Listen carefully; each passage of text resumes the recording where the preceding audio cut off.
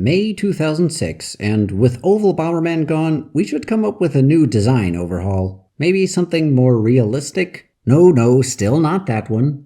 Bomberman Bakufu Sentai Bomberman, which translates to Blast Squadron Bomberman, released exclusively in Japan for the PlayStation Portable. This one wasn't made by Hudson, but was a game-sharing project with IQ Mania and XI Coliseum, where if you had either of these three games, you could play multiplayer matches in any of them. So Sony decided to give its own spin on Bomberman, and what they came up with was a Sentai arcade type game. Let's have a look. When we start the campaign, we play as Red Bomber, red is always the leader, and fight against this red headless thing. There isn't enough time and the fight is unwinnable, so our heroes are transformed into pixelated versions of themselves, and need to fight through some levels to regain their powers and face the monsters that did this to them. We choose a hero and fight through 5 levels and are graded on each one. This is clearly intended as an arcadey high score game, so the gameplay in this part isn't too different from classic Bomberman, just that we have this interesting pixely 3D look to it. The camera is snapped to us, so we don't have a full overview of the stage, but generally it's zoomed out enough that it isn't a problem. Wonder if it ever will be a problem. After 5 stages, Red Bomber regains his powers and we can tackle the meat of the game with him, Arrange Mode, which has more realistic humanoid enemies. Gotta say, this music isn't really Bomberman, but it's a pretty chill take.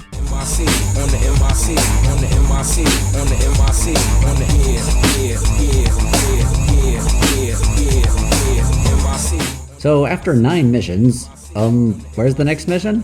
Ah yes, to progress from here we need to unlock all 5 team members. So we play the same levels 5 times total to unlock the whole team for Arrange Mode. That part was kinda tedious. Now we get to play all 9 missions as the remaining characters. This part is a bit more fun since these characters are fun. Blue weighs just 48 kilograms, Yellow weighs 237 kilograms. Pink, the only girl, does not reveal her weight. They all have different special abilities, some of which were power-ups in past games. Red can punch, and after filling this bar, can use his super bomb, the Red Bomb, which summons missiles in a square pattern, similar to a dangerous bomb. Pink can jump over blocks, similar to Pink Luli in some games, and Pink Bomb shoots a flame in front of her. It should be noted this is the first time that a Pink Bomber proper is appearing in a game. Previous games had pink palette swaps of Bomberman as background elements or as playable palettes in multiplayer. Pink in Cart was just a localization.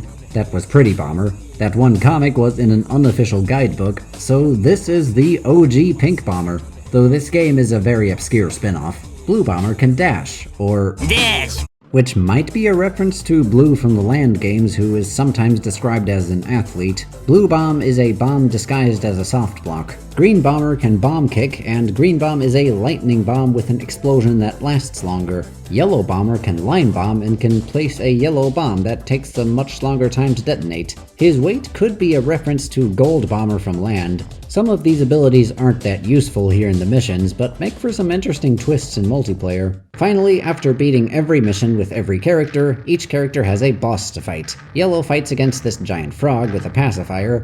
Red fights this headless thing again, this time with enough time to beat him. Pink fights this odd skipping witch. Green fights this squid, and Blue fights this flying eagle guy. The evil organization defeated, the Bakufu Sentai are now at full strength to protect the city from evil. Roll credits, the end.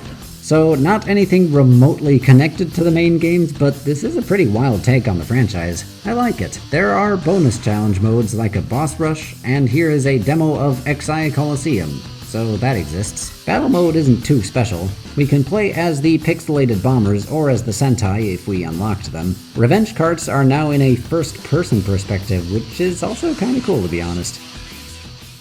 July 2006, and it is Bomberman Portable for the PlayStation Portable, released in all regions. The international title is shortened to just Bomberman, so the reverse of what they did with Party Edition. Oh, and don't confuse it with all of these. We start the campaign to find Planet Bomber and a bunch of other planets just chilling there when, oh looky, it is, in-game it's Bagular like in Hero, in the European manual it's Bugler 2G's, whatever. It's been a while since we've seen Bagura, especially in English, so a bunch of mechs invade the galaxy and animals are brainwashed, kinda like in the North American story for 94, so Bomberman needs to travel through these worlds and defeat Bagura again. Aside from Jetters, which is separate, Hero really is the last time we saw him. Is this where he ended up after that? Or is the tournament comic related to this? Be that as it may, this game has enemies from Hero, which is pretty odd. The music in the first world is our Generation Battle Mode music, except it's the exact same rendition as Panic Bomber PSP and NetDay Bomberman. What's the deal? Our gimmick is the same as in Bomberman DS. We collect power-ups and use them with this menu on the left when we need them. A bit harder to navigate than the touchscreen. Bonus stages are here too, after 5 levels in every world. The first boss fight is against these guys as a bomber duel, and the music is the final boss music from Bomberman World PlayStation. Unlike in DS, we can go back and do earlier worlds if we want to. The second world uses music from Online Dreamcast, and the boss is taken from Super 1. Sadly, Carrot Diamond and Dr. Mook aren't piloting this. Their fate still remains unknown. World 3's music is also from World PlayStation. Oh, and hey, another enemy from Hero. Most of the others are from Super 3, Super 2, and World. This game has more stage gimmicks that were lacking in DS, like teleporters, slippery ice, falling panels. Hey, look, the snowman from Hero, and the battery thing from Hero. Things continue like that from there. Music from Online Dreamcast, mechanics like Light and Darkness, enemies from throughout the series. We fight Bagura once fairly early on. He leaves after not too much of a struggle. Also, this guy is back from Super 1. This segmented dragon appears again. And this oven from Max 2. And this thing from Baku 64. We beat the first 7 worlds, and this world appears, in which Bagura fights us in a mech based on the earlier boss. Wait, Bomberman has guts?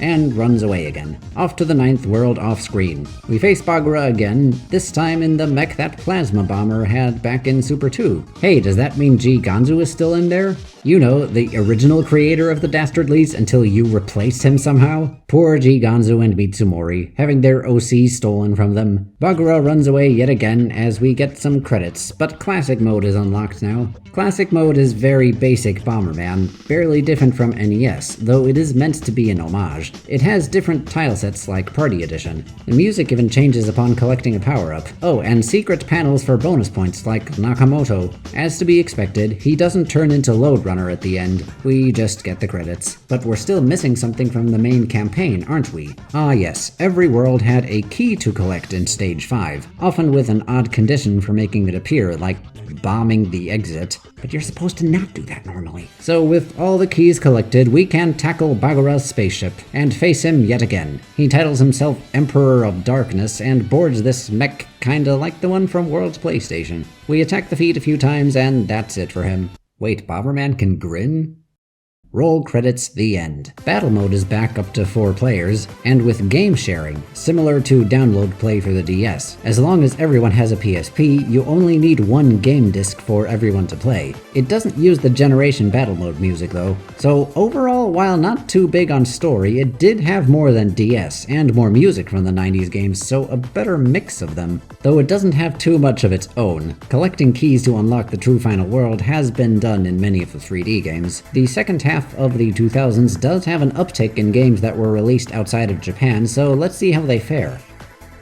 July 2006. The same day as Bomberman Portable, we have the release of Touch Bomberman Land for the Nintendo DS in all regions, retitled Bomberman Land Touch internationally. Finally, we did have Kart and Hardball in Europe, but this is the first proper land game to have a full English localization. We boot up the game and Cheerful White? What? Okay. With the first official land game localization, we also have, what else? A whole bunch of name shenanigans. And not the same ones as Hardball. Sorry, Ivory, you just weren't meant for this world. In Japanese, these are White Bomber, Black Bomber, Gold Bomber, Green Bomber, Blue Bomber, and Pretty Bomber, as they always have been. But the localization of these later land games decided to change that. So here are Cheerful White, our good-natured hero, not Star, but Cool Black, his self-proclaimed rival, Giant Gold, who has a rich family and is fairly arrogant, Not Jade, but Bookworm Green, the smarty of the group,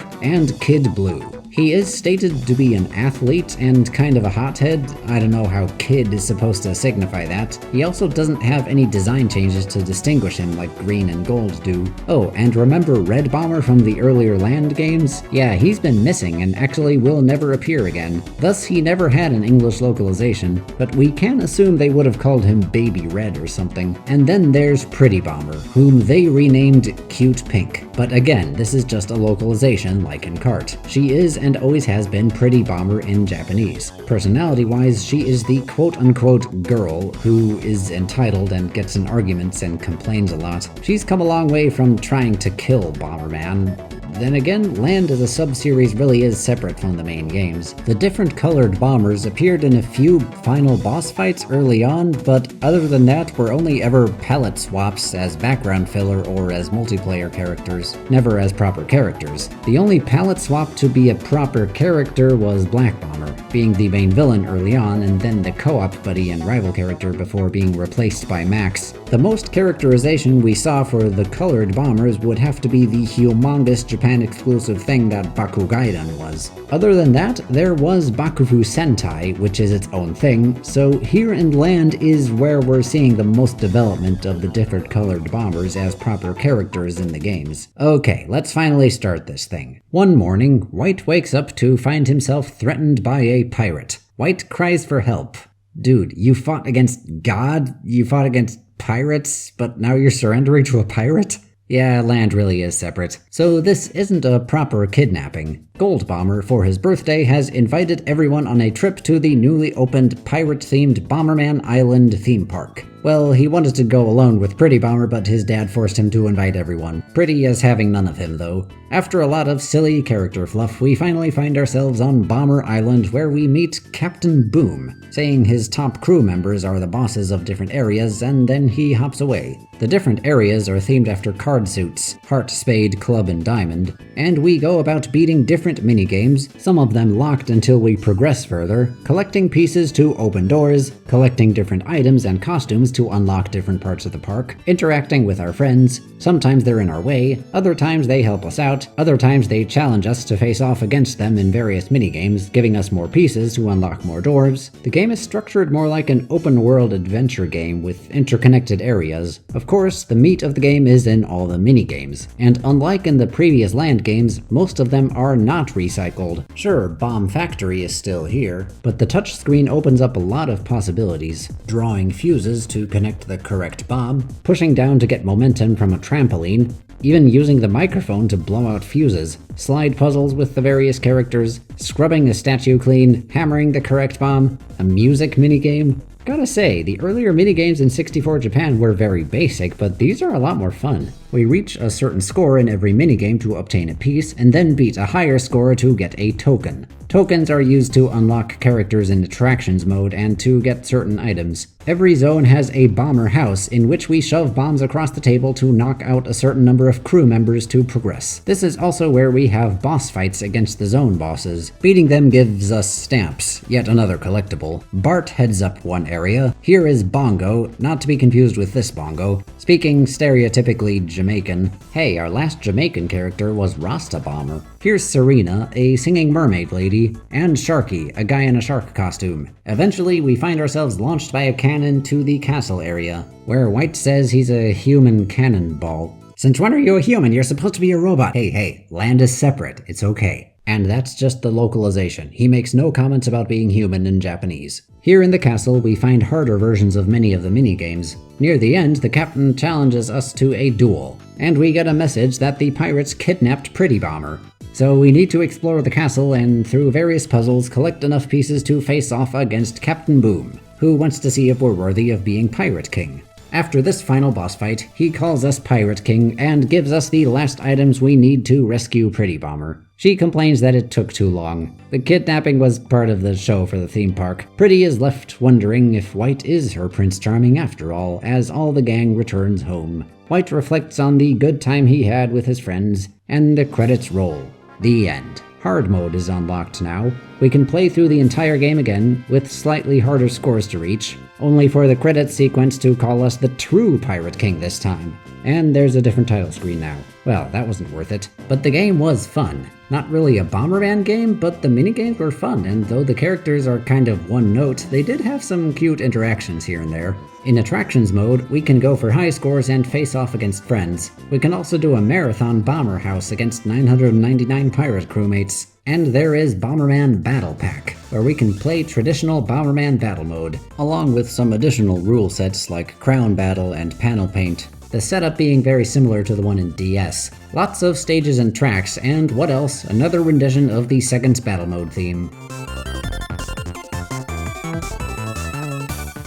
August 2006. We've already seen a more realistic humanoid design in Bomberman. How's about we make it really dark and gritty and edgy now? Oh yes, it's finally time. Bomberman Act Zero, released for the Xbox 360 in all regions. How this game came to be isn't really my focus here. Suffice to say, with stuff like Gears of War being successful, this was, among other things, an attempt at appealing to Western audiences. Go check out Matt McMuscle's What Happened on the game for a summary on a bunch of dev interviews. My only gripe with his video would be that this pink bomber does not exist at this point. That's still over a decade away. No character proper is being redesigned here, but the point does stand that the cartoony design of Bomberman as a franchise has been abandoned in favor of whatever the hell this is. And yes, the female robots wear high heels and thongs and have jiggle physics during their victory animations. So what's our story?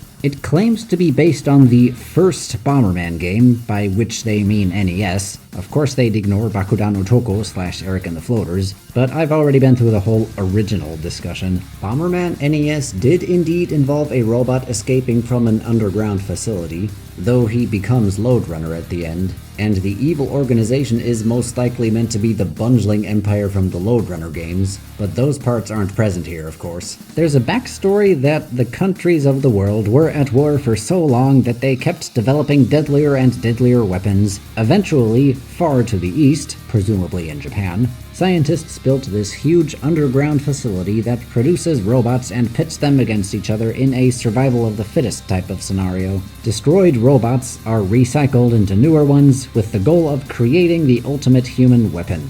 Robots fight each other until one of them manages to beat all the others and escape the prison. 300 years later, the scientists are all long dead, but the program is still running. We wake up in an underground room, not knowing who we are or how we got here or anything else for that matter. We're programmed to fight other robots, and so that's what we'll do.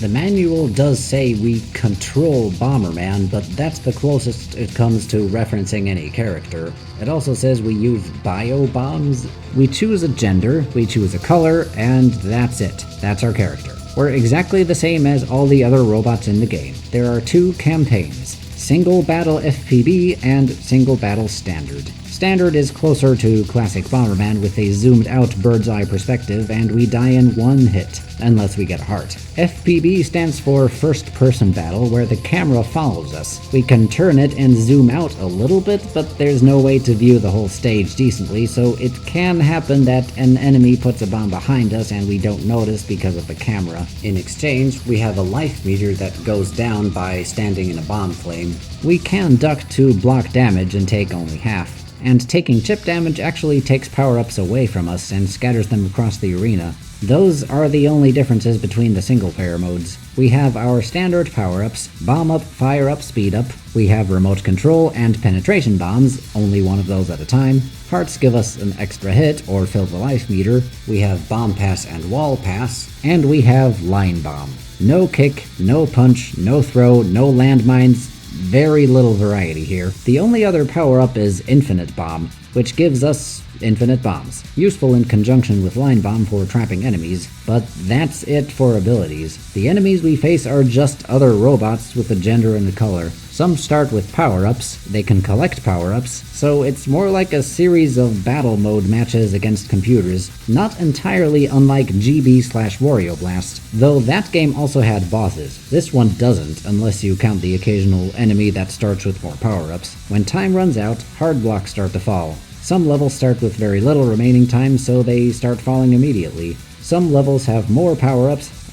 Sometimes there's a special power-up for more health. Mechanically, that's it. Once we have infinite line bombs, it is fairly easy to get through everything, though if we don't pay attention, we might miss something behind us and lose line bomb or something. So it's more of an endurance test. The campaign goes for 99 rounds, all in the same bland, bleak area, and if we die once, it's back to the main menu. No save file, no lives, no passwords, no continues, nothing. Dying near the very end sure would make you feel stupid, wouldn't it? Like level 99 or even 95. Yeah, dying at round 95 sure would make you feel pretty dumb. Hypothetically speaking, of course. So after beating round 99 in either mode, what happens?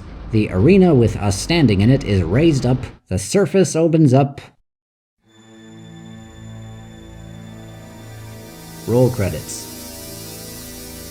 Yep, that's it. No follow-up on that world war from the intro, no finding the scientists' corpses or anything, nothing. That's it.